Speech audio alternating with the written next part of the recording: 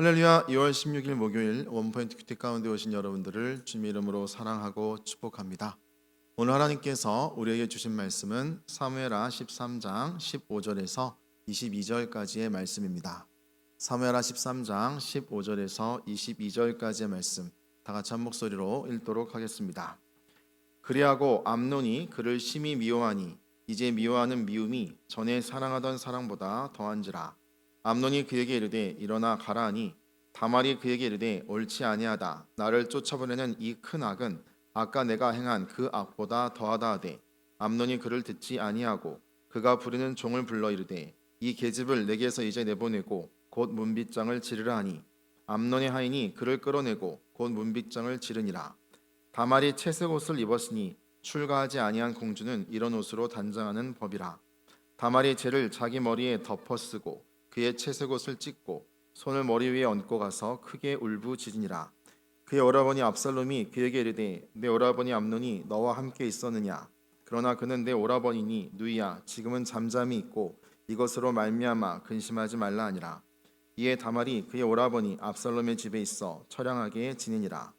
다윗 왕이 이 모든 일을 듣고 심히 노하니라. 압살롬은 암논이 그의 누이 다말을 욕되게 하였으므로 그를 미워하여 암논에 대하여 잘잘못을 압살롬이 말하지 아니하니라. 아멘. 이 시간 사랑이 아닌 욕정이라는 제목으로 담임 목사님께서 큐티 인도해 주시겠습니다. 우리 이제 목요일 날 맞이하면서 목요 심야 여러분 다 오시기를 먼저 권합니다. 이쯤 되면 우리 인생에 이 디딤돌이냐 아니면 걸림돌이냐를 만나게 되는데 기도는 인생의 디딤돌이에요. 신앙의 디딤돌이고 또 우리가 시냇가를 건너갈 때 이렇게 쭉 돌 하나하나를 밟고 건너가듯이 이 목요 심야는 건널 수 있고 못 건널 수 있는 중요한 하나의 그야말로 다리와 같은 역할을 하는 거죠. 그런 면에서 보면 기도 없는 성도는 믿음 없는 성도가 되는 겁니다. 기도를 하나님이 성경에서 얼마나 많이 요구했는지를 여러분 아신다면 깜짝 놀랄 거예요. 다 아시는 하나님께서 정보를 들려고 기도한 게 아니고 우리의 체질을 바꿔서 하나님과 같이 거하는 사람으로 만들기 위해서 기도를 요구하는 거예요. 그래서 똑같은 주기도문이라도 1000번을 주 앞에 기도하면 주님께서 감동하고 사귀어 주시는 겁니다. 우리가 사무엘하 13장 15절과 22절에서 우리는 한 인간을 만나게 되는데 암논이라는 사람 생각보다 굉장히 과감하고 집요하고 아주 집착 증세까지 보였는데 결국은 사랑이 아닌 것이 이제 그대로 만천하에 드러나게 된 겁니다. 여러분 자기 누이 다말을 위해서 정말 자기 친구까지 동원해서 꾀를 짜서 이 다말이 비스켓을 가지고 오게 한 거 아니겠어요? 그러고 와서 자기 방으로 유인해서 결국 범해놓고 이제부터는 15절 보니까 그리하고 암논이 그를 심히 미워하니 그랬어요. 그러니까 다윗의 형제 가운데 이제 이런 일이 터지면서부터 이 집안에 이제 비극이 또 열리게 되는 거죠. 이제 미워하는 미움이 전에 사랑하던 사랑보다 더한지라. 여기서 우리는 이제 중요한 걸 한 번 더 기억을 해야 돼요. 사람들은 이렇게 사고를 치기 전까지는 이게 사랑인지 아니면 욕정인지 구분을 잘 못합니다. 그래서 불행해지는 겁니다. 우리 속에 이 사단이 유사품을 너무 비슷하게 깔아놨기 때문에 어떤 건 절절한 사랑 같은데 사랑이 아니에요. 욕구를 채우고 났을 때 그야말로 다 먹어버린 카스테처럼 카스테라 껍질을 버리듯이 버린 모습이 이 암논의 지금 태도죠. 오히려 전에 사랑하던 사랑보다 미움이 더해한지라.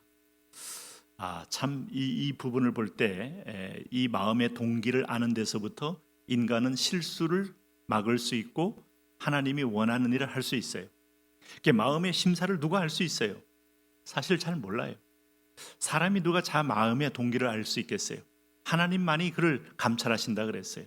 그러나 우리가 끊임없이 하나님과 말씀으로 비춰보면 내 안에 성령이 움직이는지 이 정욕이 움직이는지 분명히 구분이 됩니다.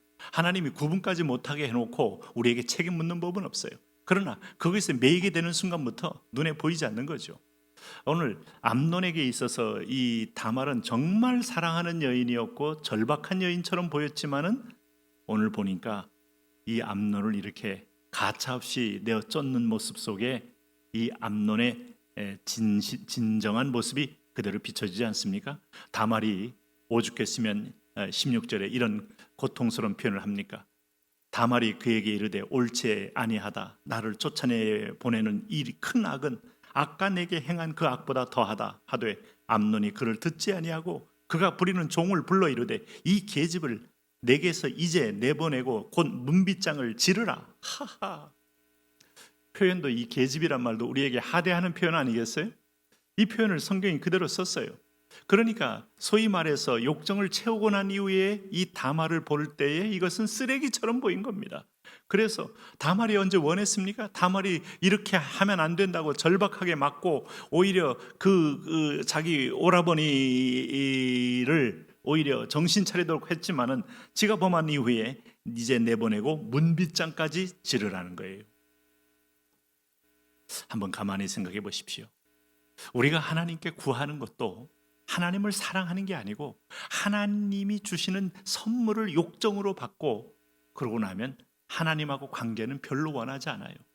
그래서 마음의 문빗장을 딱 닫는 겁니다. 응답받고 나서 실패한 사람 많습니다. 정신을 번쩍 차리셔야 돼요. 응답이 목적이 아니에요.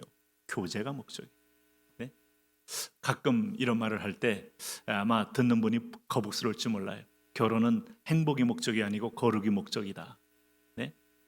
그 말은 성경에 있는 겁니다. 하나님이 그 안에서 거룩하면 하나님 행복, 내가 행복, 오늘 가장이 행복하면 아내가 행복, 자녀가 행복. 이 신비로움을 아시나요? 네? 그 안에 다 있는 부속품일 뿐이지 그게 목적이 될 수 없어요. 자칫하면 행복이란 용어 속에 자기의 어떤 면에서 보면 욕망을 성취하라는 그 가면이 거기에 살짝 덮여져 있기 때문에 속는 거예요. 그래서 파랑새 쫓고 다니는 인생 속에 행복은 여전히 잡을 수 없는 저 산 너머에 또 멀리 가 있는 겁니다. 그런 면에서 내가 오늘 거룩을 결단해서 거룩해지면 행복해요. 거룩해지면 마음이 평안해요. 거룩해지면 담대해요. 거룩해지면 자유함을 갖게 돼요. 거룩해지면 그럼 거룩을 뭘로 얻습니까? 보혈로 씻김 받음으로 거혈을 얻는 거죠. 그러면 내 마음의 동기의 행동이 선명히 보이죠. 이게 또 다른 축복입니다. 그럼 여기 보세요. 18절에 암논의 하인이 그를 끌어내고 곧 문빗장을 지르니라. 다말이 채색 옷을 입었으니 출가지 아니한 공주는 이런 옷으로 단장하는 법인데 자기 머리채를 덮어쓰고 그의 채색 옷을 찢었다. 여기서 참 한 여인으로서 다말의 슬픔과 비극이 보이죠. 하나님 이런 눈물과 이런 신음을 듣지 않겠어요? 하나님이 레아의 신음도 들으셨는데 다말의 신음을 안 듣겠어요? 한나의 신음을 들으신 하나님이 다말의 이건 일방적으로 당한 거 아닙니까? 네. 그래서 19절에 재를 자기 머리에 덮어쓰고 그의 채색 옷을 찢고 손을 머리 위에 얹고 가서 크게 울부짖더라. 여러분, 남 울게 만드는 거 이거 참 하나님 앞에 송구스럽고 죄송스럽고 내가 불의와 불법으로 울게 하면 하나님 들으십니다. 없는 사람, 약한 사람, 어떤 면에서 보면 나 때문에 우는 사람. 그런데 그거 물론 본인이 잘못해서 우는 거야. 또 뭐 좀 다른 얘기겠지만은 우리가 아니면 본인이 욕심이 이루어지지 않아서 우는 거야. 뭐 본인이 스스로 당해야 될 대목입니다만은 내가 잘못해서 울리게 되는 경우는 조심하셔야죠. 그래서 여러 사람이 함께 웃을 수 있고 감사할 수 있게 또 나눌 수 있다는 것도 이것도 하나님이 원하시는 거예요. 하나님은 이 고아와 과부와 없는 자의 신음소리를 들으시는데 피해자의 신음을 들으셔요. 가해자가 영원할 것 같습니까?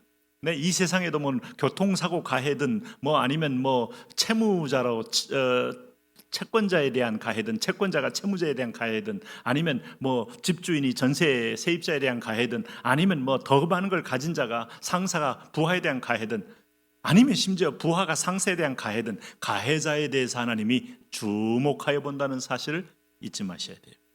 그래서 오늘 여기 보시면은 20절 말씀에 그의 오라버니 압살롬이 그에게 이르되 내 오라버니 암논이 너와 함께 있었느냐. 이때부터 이제 오빠 압살롬이 등장하면서부터 이 집안에 이제 피해 이제 그야말로 난자가 일어나게 되는 거죠. 네. 암논은 어떤 면에 자기 죄로 응징을 받는 거고, 오늘 가족 전체는 오늘 다윗은 범죄로 인하여 그 마음의 죄의 책임에 대한 체벌을 또 경험하는 거고, 이러면서 인간의 실체가 이게 불가능한 존재의 가문임을 백일하에 드러내므로, 그럼에도 불구하고 하나님이 이런 가문을 써서 그리스도를 출산케 하시는 위대한 가문을 만들었다는 게, 이게 하나님의 또 우리를 구원하신 은혜임을 보여주는 거예요. 여기 다윗 왕, 그렇게 분별이 많지만, 이게 또 감성이 또 뛰어나지만 결단할 때 결단하지 못한 연약함이 있잖아요. 이게 우리가 항상 다 가지지 못해요. 다윗은 약간의 우유부단함이 그에게 치명적인 약점을 줘요. 압살롬에 대하여, 오늘 암논에 대하여 그는 우유부단함이 있어요. 22절에 압살롬은 암논이 그의 누이 다말을 욕되게 하였으므로 그를 미워하여 암논에 대하여 잘잘못을 압살롬에게 말하지 아니하니라. 다윗 왕이 이 모든 일을 듣고 심히 노했지만은 어떤 형태든 간에 오늘 이 암논의 징책을 하지 않았기에 오늘 압살롬이 암논을 또 죽이는 그런 비극이 더 큰 화가 불러온 거 아니겠어요? 죄인들이 모여서 만드는 것은 파괴입니다. 하나님이 우리에게 개입하면 회복입니다. 그래서 우리가 살고 있는 겁니다. 오늘도 하나님의 은혜를 기억하며 은혜가 덮도록 구하십시오. 하나님, 나와 내 가문에 은혜가 날마다 보혈로 덮여지게 하옵소서. 예수님 이름으로 기도합니다.